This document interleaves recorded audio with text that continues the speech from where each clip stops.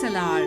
We don't just train, we build careers. In order to use this MySQL Workbench, which is a relational database management system, there are certain rules which we need to follow. But to get you started, we should know there are certain rules which we need to follow for RDBMS.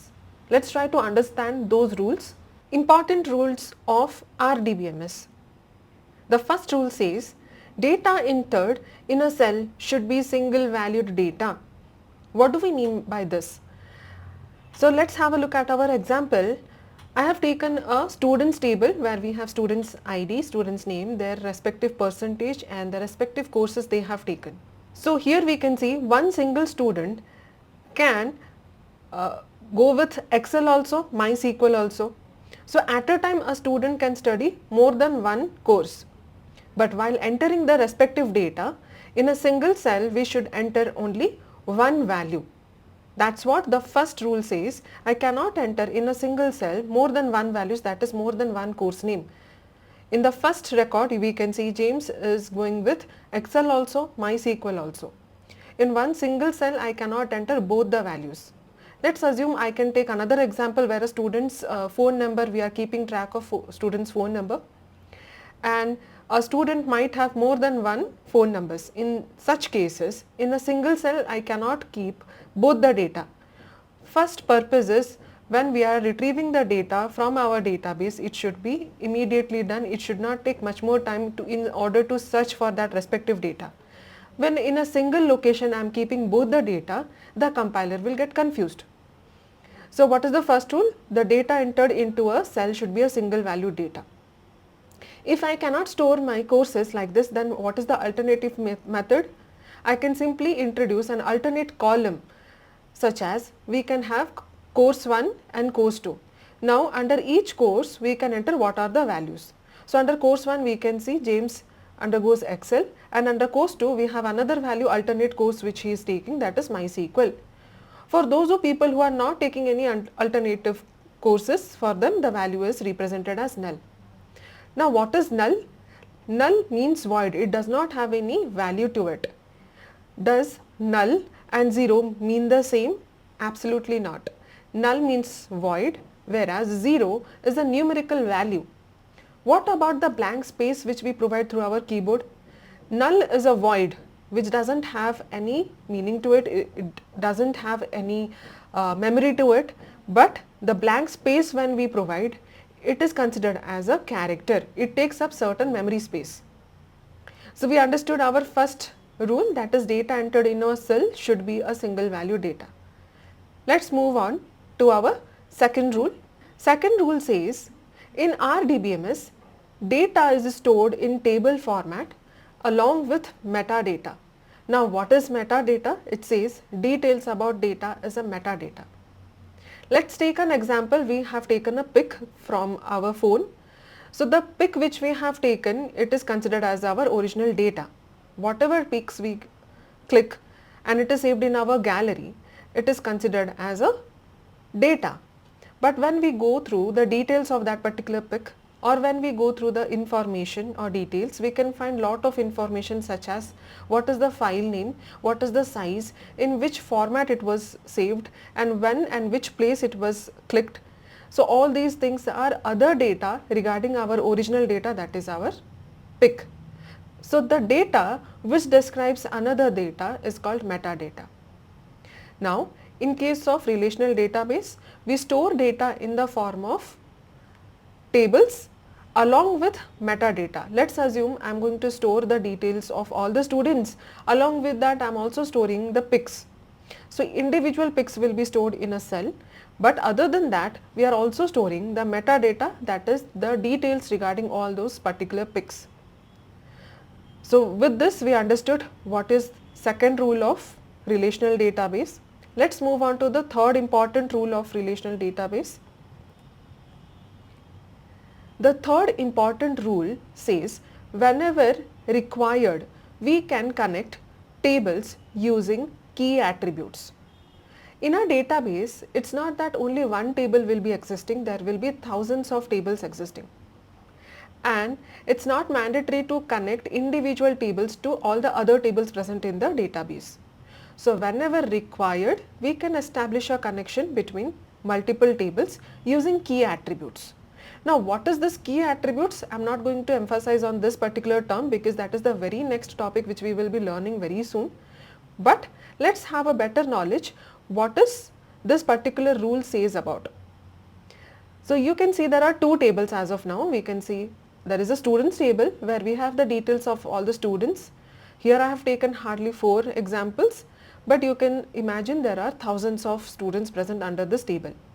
And there is a course table where we have the course detail available in XLR. Now under course you can see the course ID is 10, which stands for data analytics, and course ID 20 stands for data science. Now if I would ask, James have taken which course? So this is difficult to explain because there is no connectivity between the two tables. There is no connection between students and course table. So if I am asking which is the course which James have taken, so in such type of situation it is very much difficult. Now if you need to establish a connection, you can do it via a key attribute. Now here a key attribute means a column. So why we have taken here course ID, we will learn very soon, but let's have a knowledge of this particular rule. What does this rule mean? So as soon as I introduced a common column in students table, that is course ID, now if I'll ask James have taken up which course, so immediately you will look at the common column, that is 10, okay, course ID. James have taken the course 10. Now this course ID 10 belongs to which course? It belongs to data analytics. So now we have successfully established connection between students table and course table. So this is what we mean by third rule of RDBMS, that is whenever required we can establish a connection between two tables using key attributes. Now let's move on to the last important rule of RDBMS. It says data can be validated by assigning data types and constraints.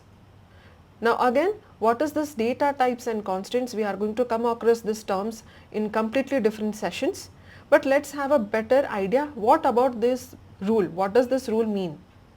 So a lot of times we have come across filling in online forms and it asks us to fill in name, our contact number, our address, mail and Aadhaar number and so on. So I have taken a small example of that and we have to click on submit.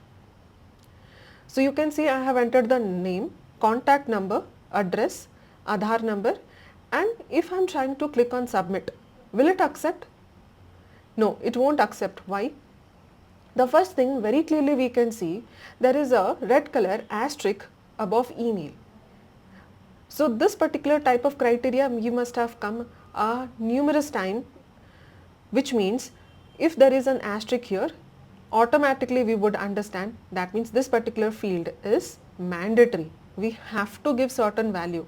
I cannot submit my form without entering the email address.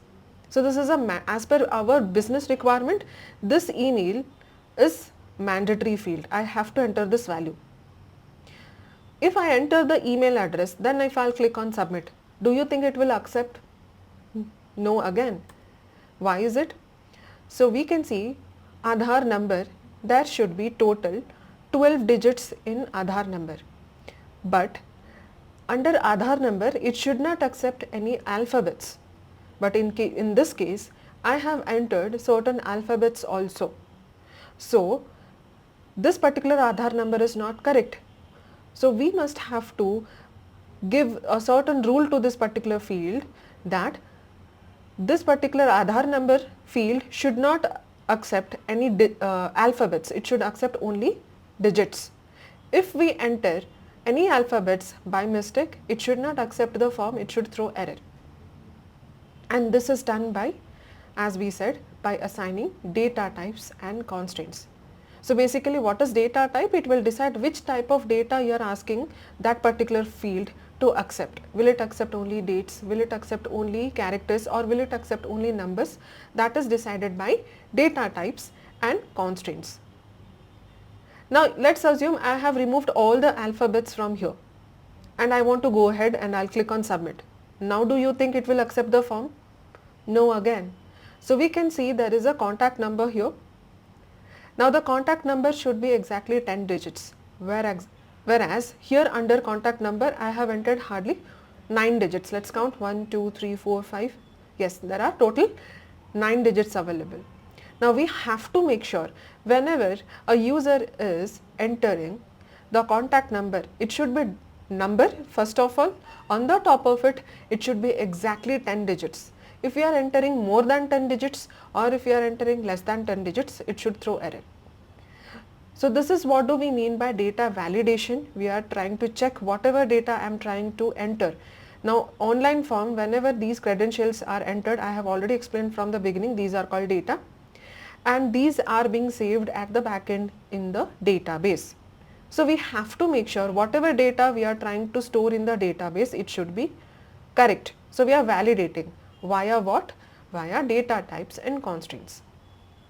What are data types? What are constraints? We are going to cover these topics in upcoming sessions. But we got a basic idea of all the 4 rules. Let's revise them. So the first rule says data entered in a cell should be single valued data. That means in a cell it should accept only one data, not more than one. Followed by the second one, in RDBMS we store data in the form of tables along with metadata. Then followed with, whenever required, we can establish a connection between multiple tables using key attributes. Now the last rule says we can validate. Validate means you are trying to verify or you are trying to check whatever data we are trying to store into the database, it is correct or not. Via what? By assigning data types and constraints. So these are the 4 important rules which would be required throughout SQL. Now the question arises, if we can store all the details in single table, then what is the need of storing in different tables? Let's have a look at the third rule. As I told, whenever required, we can establish connection within the tables using key attributes. The question might arise, why in the first place we are storing this data in a course table separately? Why not to store all the details in a single table? As in students table itself, we could store student ID, we can store student's name, we can store percentage, their course ID followed by course name, everything in one single table.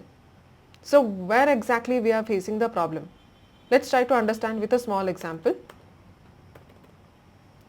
Here I have taken a table where we are going to store the details of all the employees. So in this particular table, I have stored employee number, employee name, salary, the respective contact numbers, head of the department, department number, the respective department name and the location. So this is a very large table. Here I have taken only few columns. Assume there is mail address, there is what is the commission they are earning, what is the hire date. All these columns are also included. I have taken only few examples of the column. So assume everything I am going to store in a single table. What might be the problem which we might face? So observe, let's take an example. In this particular table, in the existing company we have 2000 employees and I am going to store their entire details. So if I am entering the employee numbers starting from 1, it will be starting from 1 to 2000. I am going to enter the employee number because there are total 2000 employees. So I will be storing the details of total 2000 employees in this particular table. Same way, when I am storing the names of the employees, we are going to store the names of 2000 employees. Then followed by whatever respective salary they are earning, I will enter those values. Then followed by the phone numbers and the head of the department. They are working in certain department. Who is the head of the department? We are entering that particular data.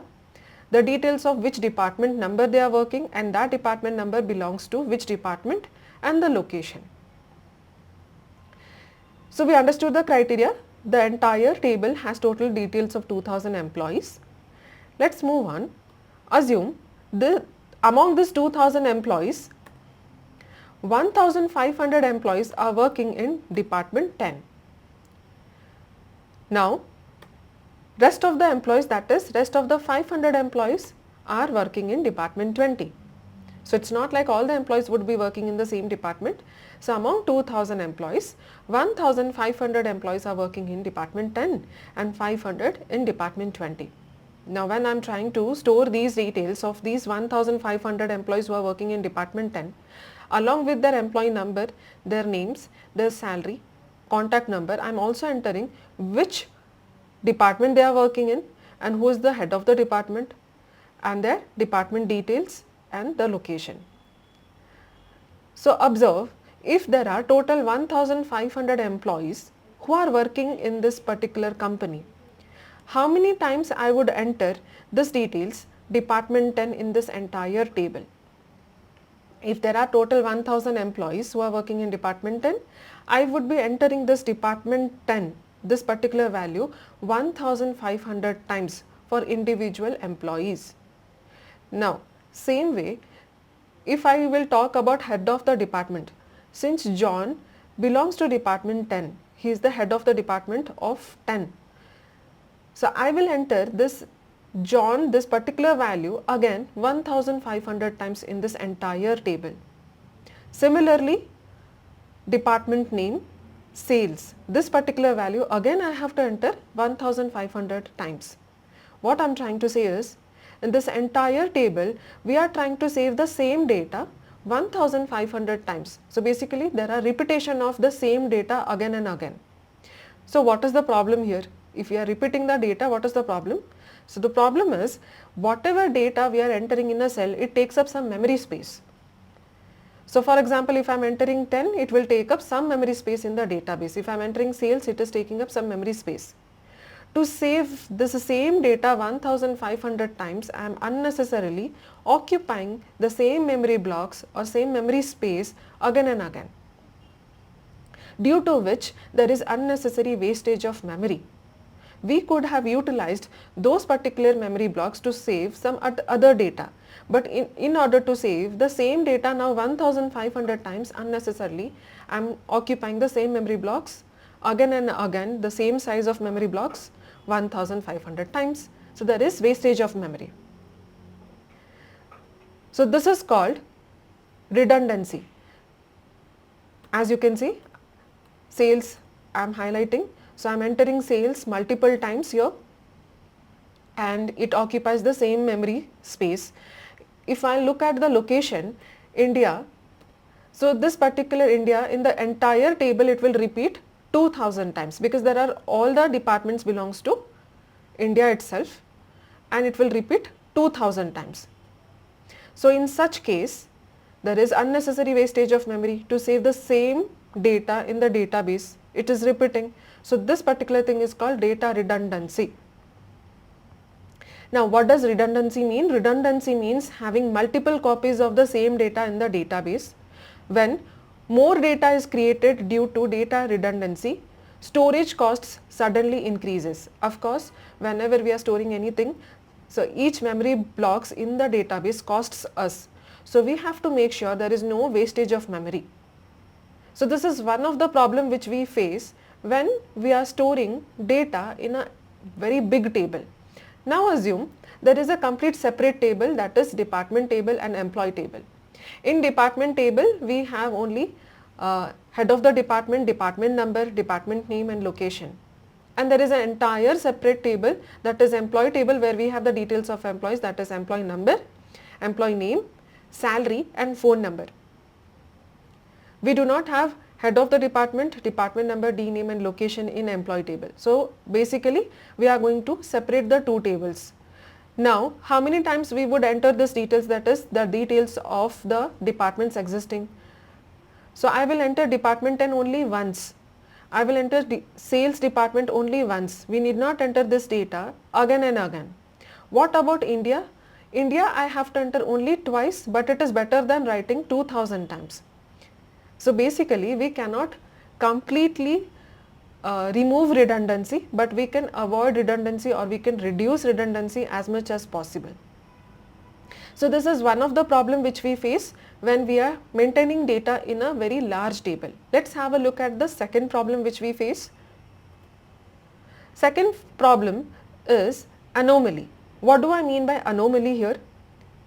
These are the side effects which are caused during the DML operations. So what is this DML operations? We will come across this term again in the upcoming session.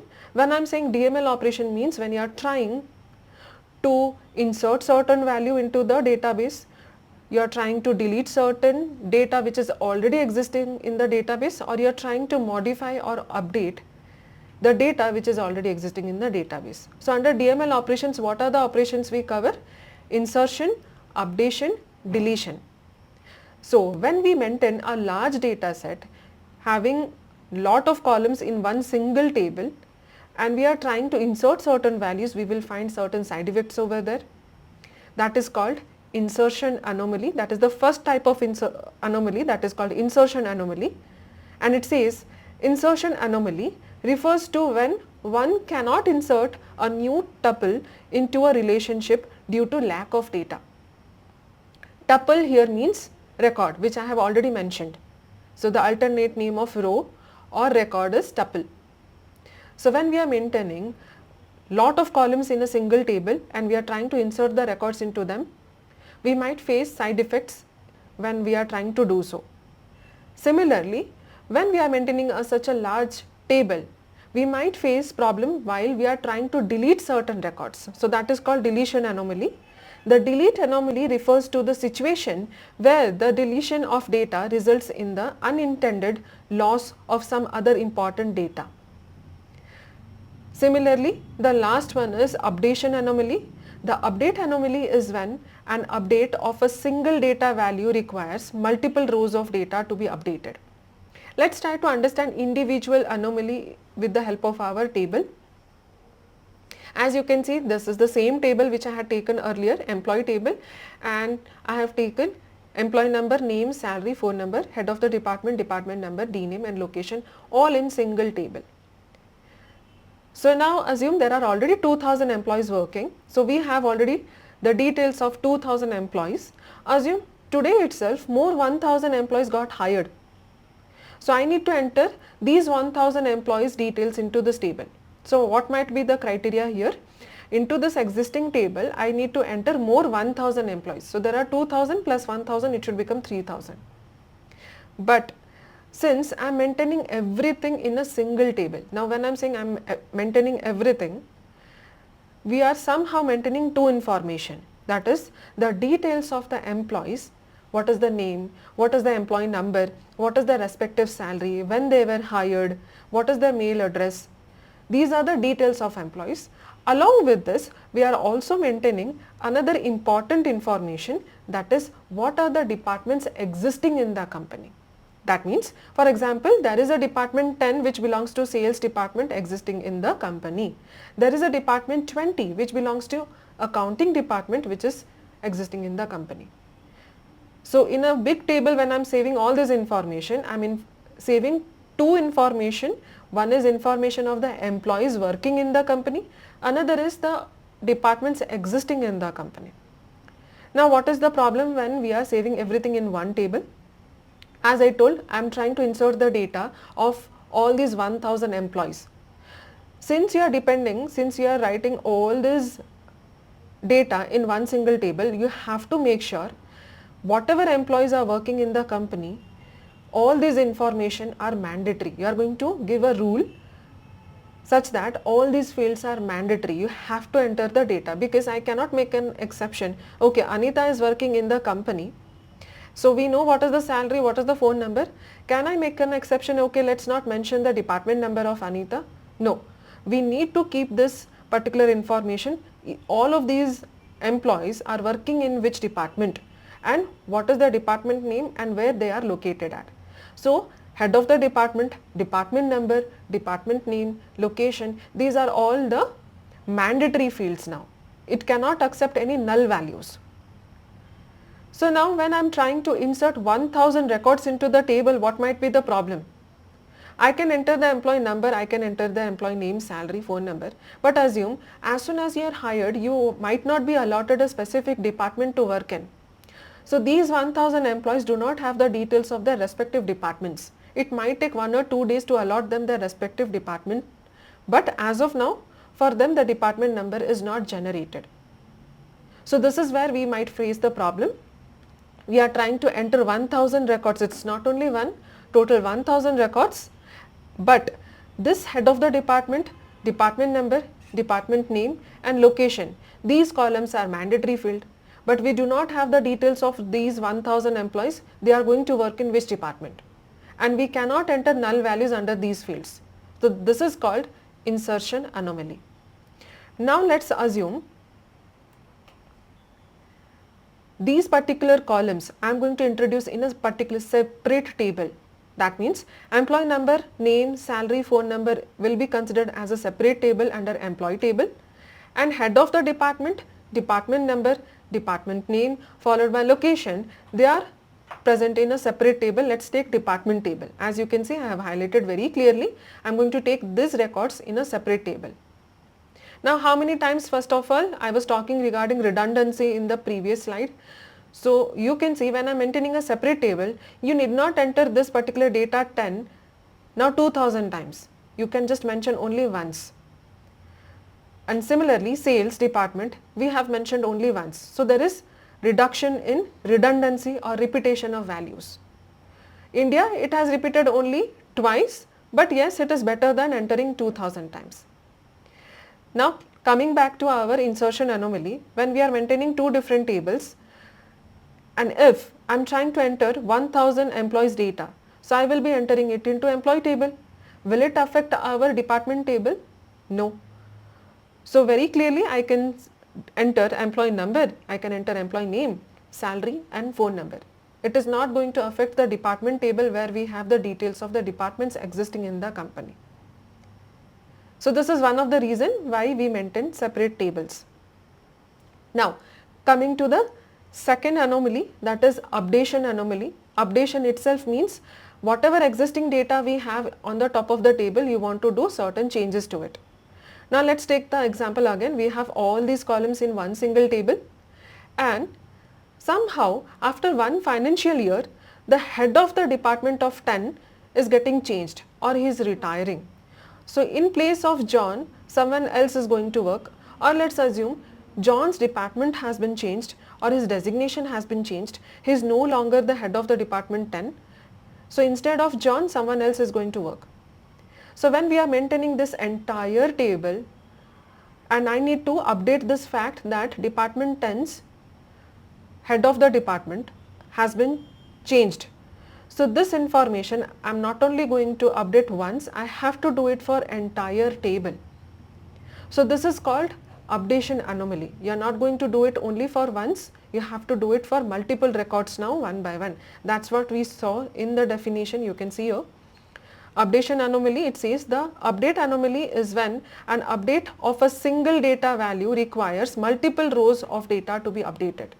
Just because to change the head of the department 10, I have to do it multiple times now for the entire table. Now let's imagine we have a complete different table, that is department table, as you can see under the highlighted area. If you need to change this particular information, you have to do it only once. You need not do it multiple times. So I will do it only once. In this entire table we have only once, that is department 10 belongs to sales department and the head is John. If you need to update this fact, you need to do it only once. Now let's come to the last type of anomaly, that is deletion anomaly. What do I mean by deletion anomaly? So basically I told two information somehow indirectly I am saving in this large table. One is details of employees followed by details of the departments existing in the company. So when I say so, assume some of the employees of department 10 are being removed. Department 10 is existing, but the employees of department 10 are being removed. Since they are no longer going to work in the company, I don't need their data to be saved in this table. So I have to remove one by one all the details of the employees who are working in department 10. Meanwhile, when we are removing these details of department 10, along with the employee details, somehow we are removing the fact that in the company there exists a department 10 belonging to sales department located in India. This information also I am removing along with each and every employee details. So after we have removed or deleted all the records of employees working in department 10 and we look at our table, we won't find any information regarding department 10. That means there exists no department 10 in our company, which is not true. Now if I maintain a separate table, department table, where we have the details of head, department number, department name and location, and now we are attempting to delete the records of the people who are working in department 10 which is existing in employee table. Do you think it will affect the department table? Of course not. We are deleting the records in employee table, but it is not removing the fact that in the company we have a department 10 belonging to sales department who is headed by John. So these are the few reasons why we maintain separated tables or smaller tables. So first reason was to reduce redundancy, and the second reason was to avoid anomaly, that is DML anomalies, insertion anomaly, updation anomaly and deletion anomaly. So these are the three types of side effects we might face. So we are trying to avoid these type of side effects along with redundancy.